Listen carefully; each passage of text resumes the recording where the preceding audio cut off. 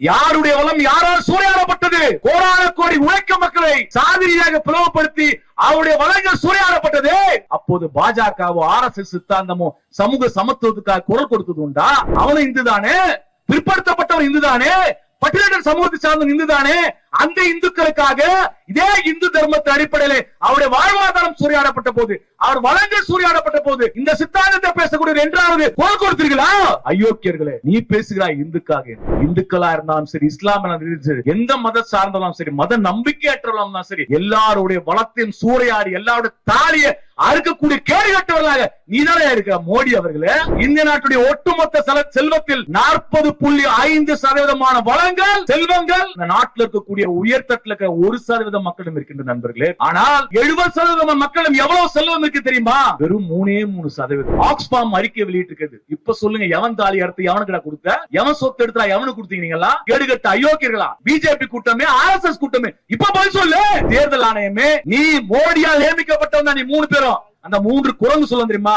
வாய மூடு, காத மூடு, கண்ண மூடுன்னு சொல்லிட்டு காந்தி சொன்னாரு. அந்த 3 குரங்கா இருக்குது அந்த தேர்தல் ஆணையத்துல இருக்க 3 பேரும். அந்த 3 குரங்குகளே நாம் சொல்லுகிறோம், நீ குரங்கா இருக்கலாம், அது எனக்கு பிரச்சனை இல்லை. ஆனால் தேர்தல் ஆணையத்தினுடைய அரசியல் அமைப்பு சாசனம் கொடுத்துக்க பொறுப்பில் இருக்கிறாய். அந்த பொறுப்பிற்கு மரியாதையாக நடந்து கொள்ளுங்கள். ஆஃப்டர் நீ 60 வயசு வரைக்கும் அதிகாரி இருப்ப, அடுத்து நீ வெளியே தானே வரணும்.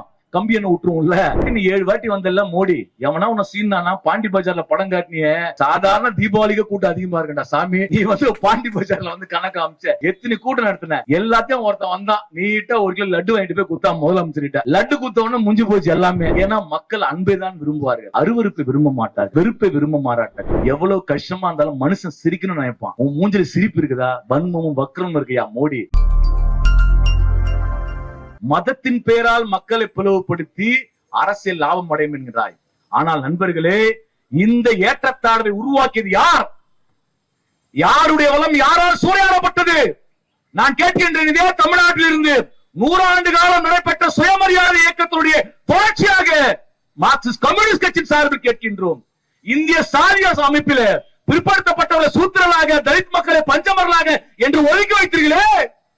ஒரு உயர் சாதியினுடைய கருத்து அடிப்படையில் கோடான கோடி உழைக்க மக்களை சாதிரியாக பிளவுபடுத்தி அவருடைய வளங்கள் சூறையாடப்பட்டது. அப்போது பாஜகவோ RSS சித்தாந்தமோ சமூக சமத்துவத்துக்காக குரல் கொடுத்தது உண்டா? இந்த பிறப்பின் அடிப்படையில் ஏற்றத்தாழ்வு நினைக்கக்கூடிய இந்த கருத்தில் இருக்கிறாங்க, நீ பேசியிருக்கிறாயா? அவனும் இந்துதானே, பிற்படுத்தப்பட்டவர் இந்துதானே, பட்டியலிடர் சமூகத்தை சார்ந்த இந்துதானே. அந்த இந்துக்களுக்காக இதே இந்து தர்மத்தின் அடிப்படையில் அவருடைய வாழ்வாதாரம் சூறையாடப்பட்ட போது, அவர் வளங்கள் சூறையாடப்பட்ட போது, அவர் கண்ணியமற்ற முறையில் நடத்தப்பட்ட போது இந்த சித்தாந்தத்தை பேசக்கூடிய என்றாவது குரல் கொடுத்தீர்களா? அயோக்கியர்களே, நீ பேசுகிறாய் இந்துக்காக என்று. இந்துக்களா இருந்தாலும் சரி, இஸ்லாமிய சரி, எந்த மத சார்ந்தாலும் சரி, மத நம்பிக்கையற்றவர்களும் சரி, எல்லாருடைய வளத்தையும் சூறையாடி எல்லாருடைய தாலியை அறுக்கக்கூடிய கேடு கட்டவர்களாக நீதானே இருக்க மோடி அவர்களே. சமீபத்தில் வெளியிடப்பட்டிருக்கிறது ஆக்ஸ்பாம் அறிக்கை. அது சொல்கிறது இந்த நாட்டுடைய வளம் எப்படி ஒரு சைடு போய் குவிந்திருக்கிறது என்று. இந்த நாட்டில் ஒரே 1% மக்கள், 140 கோடி மக்கள் தொகையில ஒரே 1% மக்களும் எவ்வளவு செல்வம் இருக்குன்னு தெரியுமா? இந்திய நாட்டுடைய ஒட்டுமொத்த செல்வத்தில் 40.5% வளங்கள் செல்வங்கள் இந்த நாட்டில் இருக்கக்கூடிய உயர்தட்டில் இருக்கிற 1% மக்களும் இருக்கின்ற நண்பர்களே, தோழர்களே. 40.5% ஒரே 1% மக்கள் அனுபவிக்கிறார்கள். ஆனால் மக்கள் தொகையில 70% இருக்கக்கூடிய மக்கள், 70% மக்களும் எவ்வளவு செல்வம் இருக்கு தெரியுமா? வெறும் 3%. நாட்டில் இருக்கக்கூடிய ஏழை மக்கள், எளிய மக்கள், நடுத்தர மக்கள், இவர்தான் பெரும்பான்மை மக்கள்.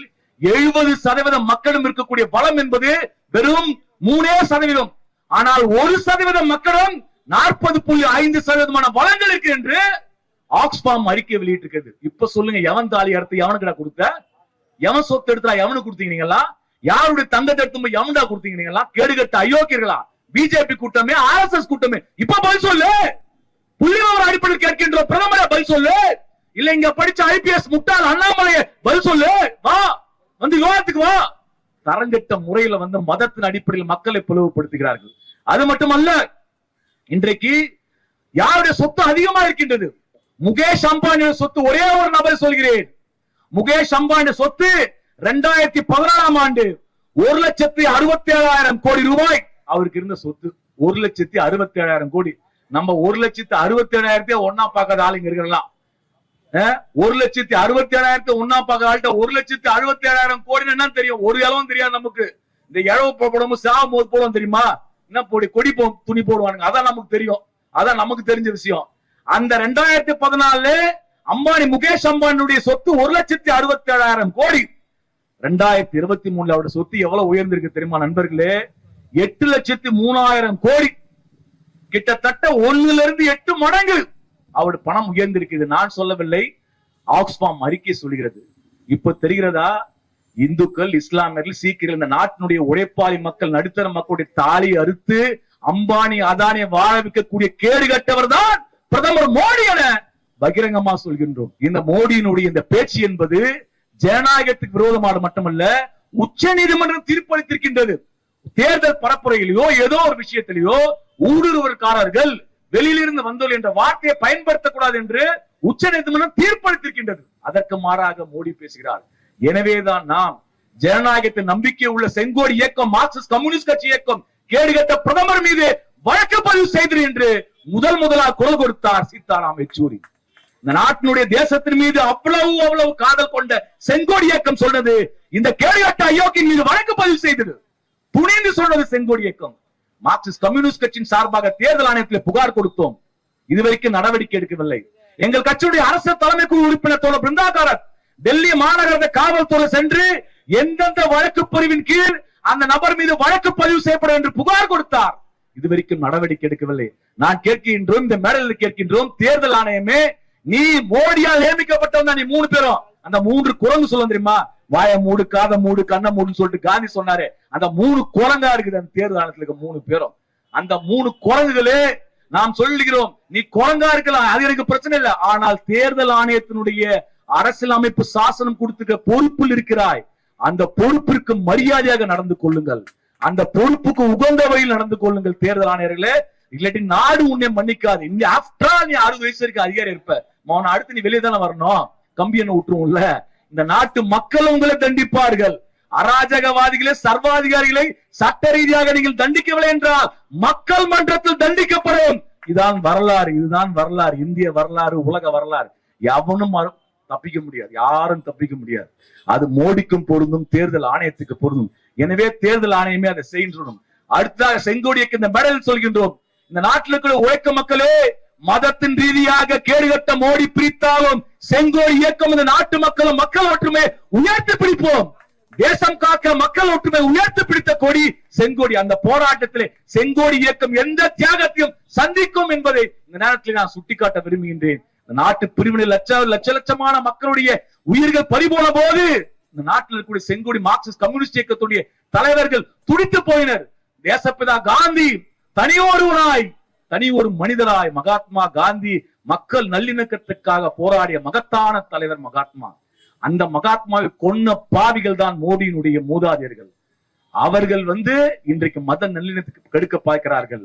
நமது கட்சியினுடைய மிக பெரும் தலைவர், இந்திய நாட்டு மிக முக்கியமான தலைவர் ஜோதிபாசு ஒரு முறை சொன்னார், பிஜேபி கூட்டத்தை பார்த்து சொன்னார், நீங்கள் காட்டு மிராண்டி கூட்டம் என்றார் ஜோதிபாசு. பிஜேபி கூட்டம் காட்டு மிராண்டி கூட்டம் என்றார். அப்போ தலைவர் எல்லாம் பயந்துட்டாங்க. பிஜேபி என்னங்க ஜோதிபாசு, நீங்க போயிட்டு எங்களை போய் காட்டு மிராண்டின்றீங்க. ஆமா, நீங்க காட்டு மிராண்டி தான் என்றார் ஜோதிபாசு. அந்த காட்டு மிராண்டி கூட்டங்கள் இன்றைக்கு அதிகாரத்தை வைத்துக் கொண்டு இன்னைக்கு சதிகாரம் போட்டுக் கொண்டிருக்கிறது. ஆனால் வரக்கூடிய இந்த தேர்தல் நாடு முழுக்க, இந்தியா முழுக்க மக்கள் கிளர்ந்தெழுந்து விட்டார்கள். அதனாலதான் பார்த்தா சூரத்ல அவன் குஜராத்தை தோக்க போறவன், எலெக்ஷன் தோத்துருவான், கேண்டிடேட் தோத்துருவான்றதுக்காக எங்க போய் ஃப்ராடு பண்ணணும், ஃப்ராடுல கில்லாடி ஃப்ராடு தனம் பண்றது எப்படின்றது பிஜேபி கத்துக்கணும். எப்படி கேண்டிடேட் அவன் டிஸ்குவாலிஃபை பண்றானா, அந்த நாடாளுமன்ற உறுப்பினருக்கு வேட்புமனு தாக்கலை, அவரை முன்மொழிந்த 5 பேர்ல 3 பேர் கையெழுத்து செல்லாதுன்னு சொல்றான் பிஜேபி தேர்தல் ஆணையர்கிட்ட. சரி செல்லாத, சரி அந்த கூட்டு வரணும்னு அர்த்தம் பண்ணா 3 பேரை காணும். வேட்பாளர் கடத்திருவானுங்க, எம்பிஏ கடத்திருக்கானுங்க, எம்எல்ஏ கடத்திருக்கானுங்க பிஜேபி காரங்க. ஆனா வேட்பாளரை முன்மொழிந்து கடத்தினது இதான்ப்பா இந்த நாட்டுல முதல் முறை. எவ்வளவு அயோக்கியத்தினுடைய உச்சம் என்னன்னா இந்த பிஜேபி காரங்க. அந்த 3 பேருக்கார அந்த காங்கிரஸ் கட்சிக்காரன் சொந்தக்காரன் அவன் போய் சொல்றான், சார் என் சொந்தக்காரன் தான் சார், ஆளக்காரன் சார்ன்றான். எதுக்கு? அவனை டிஸ்குவாலிஃபை பண்றதுக்காக. ஏனென்றால் சூரத் நகரத்தில் இருக்கக்கூடிய சிறு குறு தொழில் முதலாளிகள் அத்தனை பேரும் பிஜேபியை தோற்கடிக்க வேண்டும் என்று தீர்மானம் ஏற்று விட்டார்கள். பயந்து போன மோடி தான் இந்த கேடுகட்ட வழியை காண்பித்துக்கின்றார். நாங்கள் இந்த மேடையிலிருந்து சொல்கின்றோம், அறம் ஒரு நாள் வென்றே தீரும். அயோக்கியர்களும் களவாணி கூட்டமும் பழிச்சென்று தெரிவீர்கள். ஆனால் அறத்தின் பால் அரசியல் இருக்கும் வரை இந்த அயோக்கியத்தனத்தை ஒரு நாள் உரிச்சு காட்டும். எத்தனை வாட்டி நீ 7 வாட்டி வந்தல்ல மோடி, எவனா உன்னை சீந்தானா? பாண்டி பஜார்ல படம் காட்டினிய, சாதாரண தீபாவளிக்கு கூட்டம் அதிகமா இருக்கண்டா சாமி. நீ பாண்டி பஜார்ல கணக்கு அமைச்ச, எத்தனை கூட்டம் நடத்தின? எல்லாத்தையும் ஒருத்தன் வந்தான், நீட்டா 1 கிலோ லட்டு வாங்கிட்டு போய் குத்தா முதலமைச்சர்கிட்ட. லட்டு குத்தவொன்னு முடிஞ்சு போச்சு எல்லாமே. ஏன்னா மக்கள் அன்பை தான் விரும்புவார்கள், அருவருப்பை விரும்ப மாட்டார்கள், வெறுப்பை விரும்ப மாட்டார்கள். எவ்வளவு கஷ்டமா இருந்தாலும் மனுஷன் சிரிக்கணும்னு நினைப்பான். உன் மூஞ்சில சிரிப்பு இருக்குதா? வன்மமும் வக்கரமும் இருக்கையா மோடி? உன் கூட்டமே வன்மமும் வக்கரம் கொண்டவர்கள். உங்களை அன்பால் இருக்கக்கூடிய மனிதர்கள் அதிகாரத்தில் இருந்து விரட்டுவார்கள். அந்த வகையில செங்கோடி இயக்கம் எல்லோரோடும் இணைந்து ஒன்றுபட்டு செயல்படும். இந்த நாட்டு மக்கள் முன்பாக மக்கள் ஒற்றுமை பாதுகாப்போம், தேச ஒற்றுமை பாதுகாப்போம் என்பதை பறைசாற்றுவதற்காக செங்கோடி இயக்கம் இந்த கண்டன ஆர்ப்பாட்டம் நடத்திருக்கின்றது.